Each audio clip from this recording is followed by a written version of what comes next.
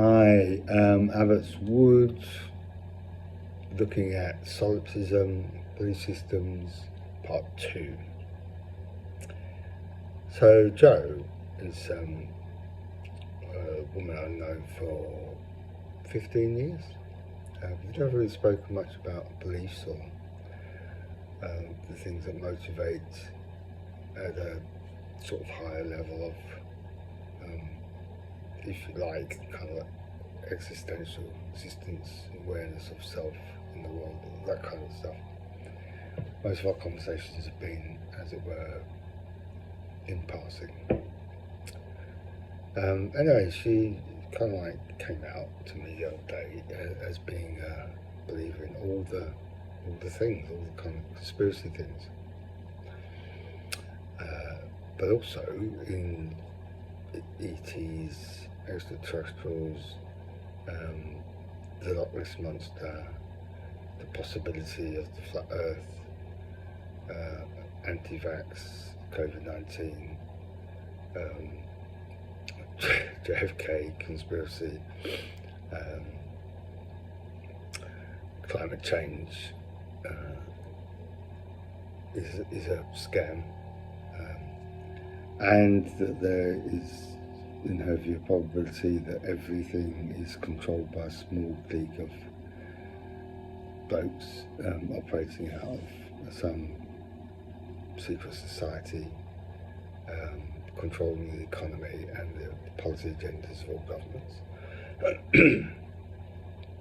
And the kernel of this kind of way of looking at the world is an underlying belief, which I think is solipsistic, which is that of the 8 billion fellow creatures on the planet, everyone operates on the basis of their own internal subjective take on reality, truth, etc. And each one is individual, and each one is equivalent. So Jo, and I'm paraphrasing obviously, would say that her belief in the Loch Ness Monster is just as valid as my belief in, say, the second law of thermodynamics, entropy. And this applies to everything. We did try to have a conversation about how you could test or base beliefs on some evidential basis, but it didn't work because Jo would come back saying that even the evidence is selected on the basis of your personal choice. What you choose to treat as evidential is just up to you. Other people might choose other things. So even discussions around the scientific methods, verification, peer review, testability, Bayesian statistics, none of it works because it felt very much equivalent to someone declaring their faith in God and it being faith-based. But the trick here for Jo was that is how everything is. Every individual's belief is a testament to their personal faith. And on this basis, there's no way objectively of adjudicating between one set of beliefs and another. It's purely subjective and purely solipsistic. And I don't agree with any of it, but you can't disprove it. Right? In the same way, if someone says to you they met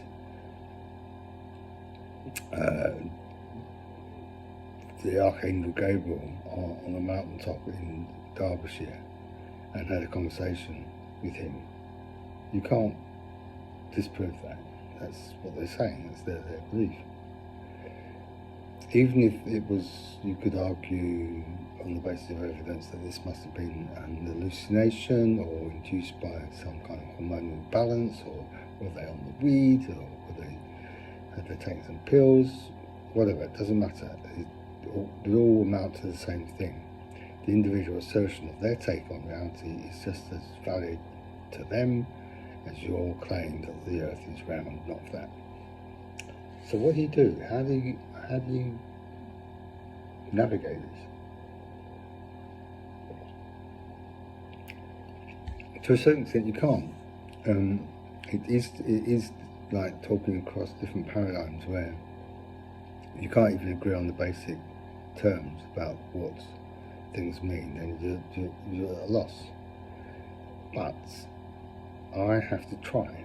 And the reason I have to try is because the nature of belief does not just impact on the individual, it impacts upon their families, their kinships, and as we'll see later on wider society. So what you choose to believe, you may believe to be a personal choice, but the impact is on other people. Now, the true solipsistic mindset says, I don't care. And other people are just a figment of my imagination, or the big drama in my life is the one that I direct, and you're just bit players. So yeah, baby falls under a train or out of a burning building. That's nothing to do with me. That's just the way the world presents itself to you. I don't see it that way. So we're not going to resolve that conundrum of no amount of evidence is going to prove the point. There are possible chinks in this, and I'll come on to some of those later on, but they include things like where does meaning come from? Where does language come from? How do you even think about thinking if you believe that you're the author of your own thinking, kind of thing? Where did you acquire your language from? Where did you acquire your knowledge from? So there's a kind of like existential and epistemic way of, I think, countering pure solipsism. But it still won't persuade the solipsist that their thinking is in error or it's not as valid as some others. From the post-Enlightenment tradition, and again I'll come on to that in a different episode in more detail, but the strands that emerge from the, if you like, rejection of theocracy as being the basis of our knowledge and looking at rational and empirical data and argument and peer review as part of how we start to mobilise information to form the basis of underpinning our knowledge. From all of that came in a kind of like historical line that covers a couple of hundred years, the mid-20s, 1920s discussion around scientific method and how the method itself, not the findings or the subject of, but the methodology itself was capable of providing a stronger basis for truth claims. And ironically, the claims started off from two kind of like counterintuitive prospectuses or projects. One is that there's no such thing as absolute truth. Bang. There's no big T. It's all contingent. Everything that we discover, invent, create, work with is contingent. And for some, this continues to be really, really uncomfortable. But it's the best we've got. Within that, there are hierarchies of testability and hierarchies of evidence, and there's sigma up to 7 levels of testability and all of that. But nevertheless, it means that all kind of claims to absolute truth have got to be treated with suspicion. So number one, don't trust people who claim to have absolute knowledge. Right? So that's a kind of guide. The second one is that the arguments put forward for truth claims, contingent truth claims, are more robust if they can be falsified.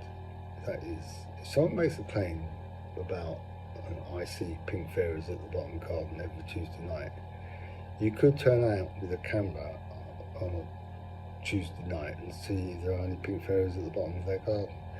They might say they can see them and you can't, right? So you go into this loop of whatever you put up as being counter evidence, they say doesn't apply to me because I just see it anyway. And it doesn't matter what evidence you put up. In other words, the claim can't be falsified. Solipsism is like that. You can't falsify it. You can't. If someone says, I believe that all knowledge is subjective, you're caught in this infinite loop of, well, in order to prove that, you have to, and they will come back with, no, I don't, because it's what I choose to believe. So it can't be falsified. That means anything goes. You know, there are mermaids at the bottom of the ocean. Can't prove it unless you scour the whole of the ocean with some sophisticated technology. Maybe could potentially, but it's not likely to happen. So in the meantime, it can't be falsified. Whereas all the knowledge claims that I adhere to or try to, and I'm sure I mess up sometimes, evolution, anti-theocracy, the importance of medical knowledge based upon testability and repeated outcomes, all of those, philosophy of history, accounts of geopolitical conflicts, even things down to the level of the Kennedy conspiracy or the COVID conspiracy or the international global conspiracy, blah blah. I would claim all of those arenas of debate and discussion have the potential to be falsified. So evolution is easily falsified if we find mammals before dinosaurs in the fossil record. Bang, job done.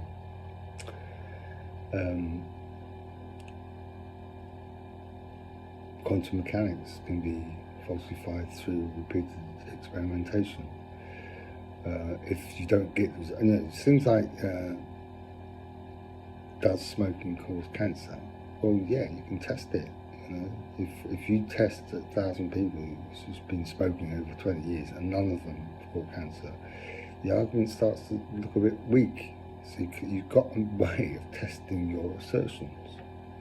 It doesn't prove the fact, it doesn't prove the big T theory, but it gives you much more grounds, better, stronger, more robust grounds for action. And this is the whole point.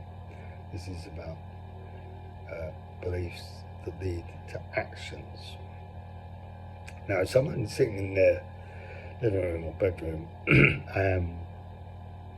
intellectually jerking off about what they think of the world, fine, I don't have a problem with that.